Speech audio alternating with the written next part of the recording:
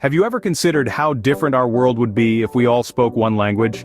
Imagine a world without language barriers where everyone could communicate freely, understand each other's cultures, and share ideas without the need for translation. That's the allure of a universal language, yet it's not without its challenges. Would it erase unique cultural identities tied to native languages, or could it coexist alongside them, fostering unity while respecting diversity? The concept of a universal language sparked such intriguing questions. In the late 19th century, a visionary named L.L. Zamenhof pondered these very questions. He saw a world fragmented by language and envisioned a solution, a language that belonged to everyone, easy to learn, neutral, and designed to foster peace and understanding. That's how Esperanto, the most successful constructed international language, was born. It's more than just a linguistic experiment, it's an embodiment of a dream for a united world. This brings us to the origins of Esperanto, a language designed to bridge cultural and linguistic gaps. Enter Ludwig Lazarus Zamenhof, a man with a vision for a universal language. Born in the late 19th century in what is now Poland, Zamenhof was a language enthusiast who dreamed of breaking down barriers between people. His vision was a language that anyone could learn, regardless of their native tongue.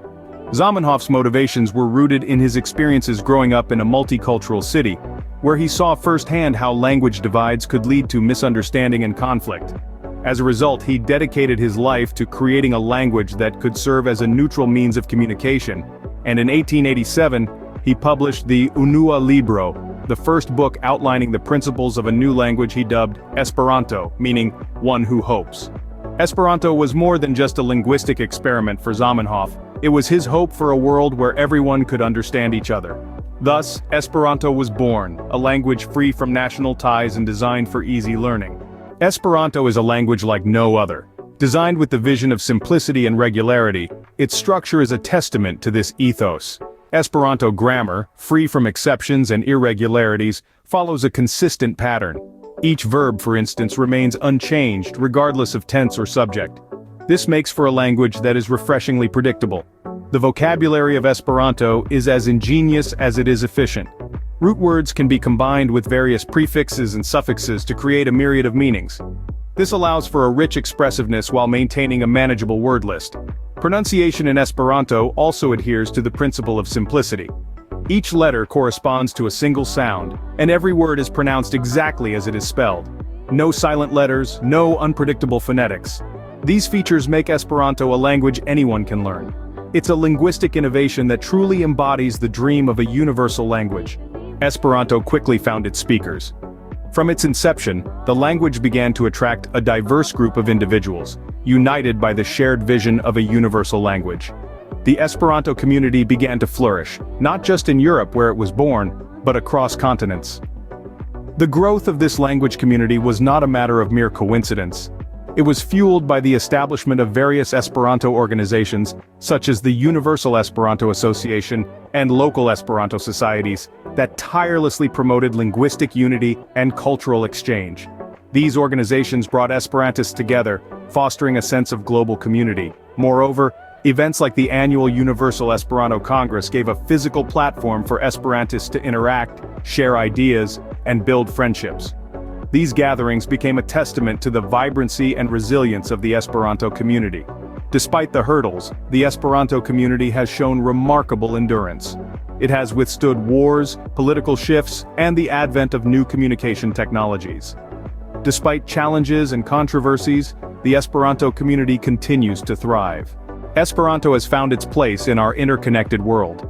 As we move further into the 21st century, the role of Esperanto continues to evolve. It's not just a language of idealists dreaming of a unified world, it's a practical tool, used in a variety of fields and contexts. Education is a primary sphere where Esperanto is making its presence felt.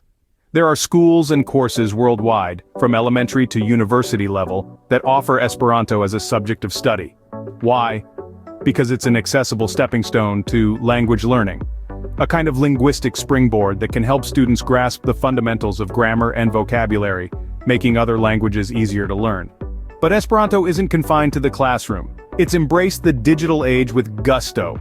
There are online communities where people engage in conversation and debate, language learning apps dedicated to Esperanto, and even video games translated into the language. It's a vibrant, living language that's adapted to the digital realm.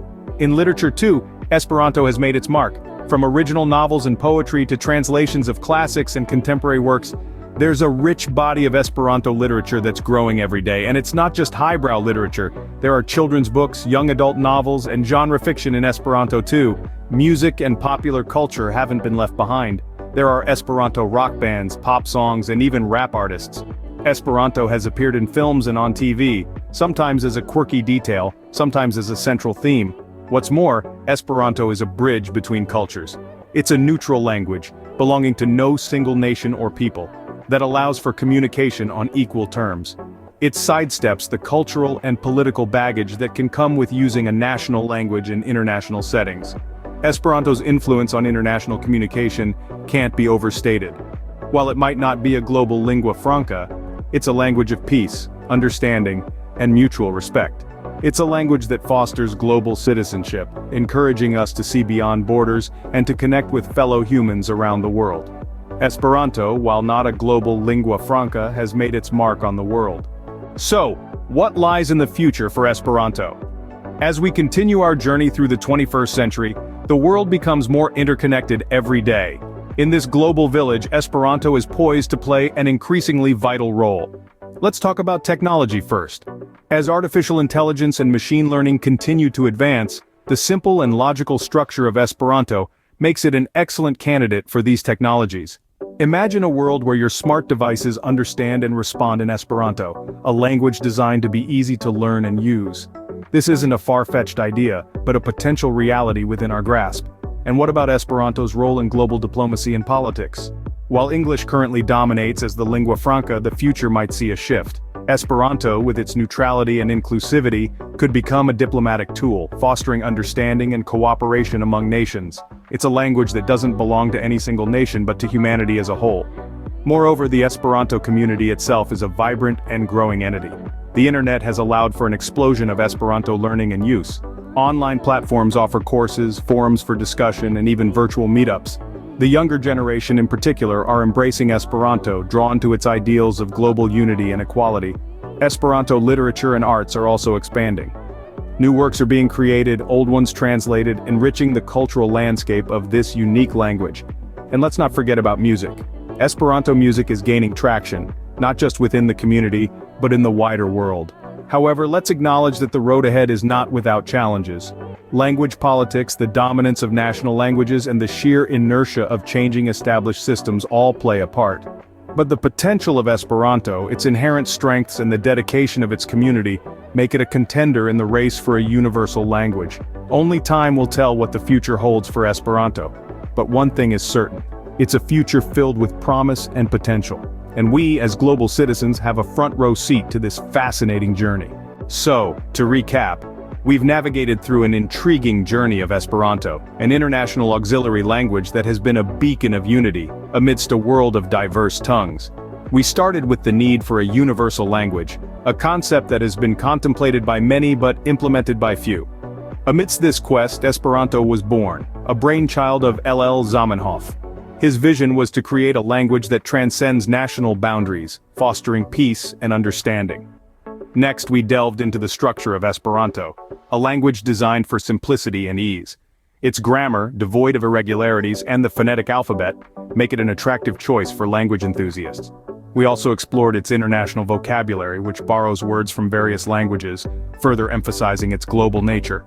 We then charted the growth of the Esperanto community, a global network of individuals united by a shared linguistic bond. The community's vibrancy is reflected in its literature, with notable authors contributing to a rich corpus of works.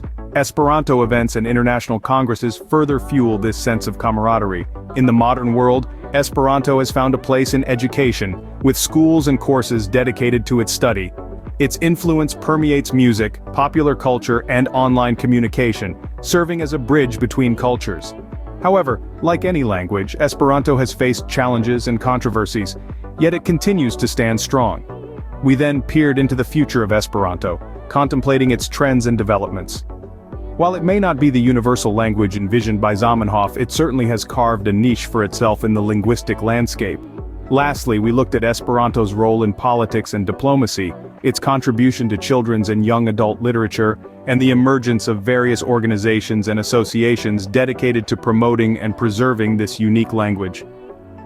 While the idea of a universal language remains an elusive dream, Esperanto serves as a testament to the power of language to bring people together. As we look ahead, let's celebrate the spirit of unity that Esperanto embodies, a symbol of our shared human connection.